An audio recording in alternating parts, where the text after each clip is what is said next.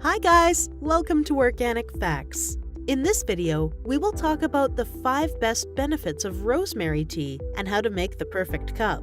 Rosemary tea is a delicious beverage made from the fragrant leaves or stems of the rosemary herb. Rosemary tea has skin-enriching properties that help relieve the symptoms of eczema. Rosemary tea helps to improve blood circulation throughout the body. Drinking rosemary tea helps prevent the onset of degenerative diseases like Alzheimer's, which often occur as you age.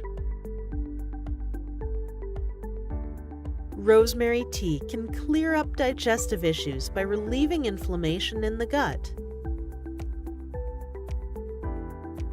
You can topically apply rosemary tea to your scalp and hair to get rid of dandruff.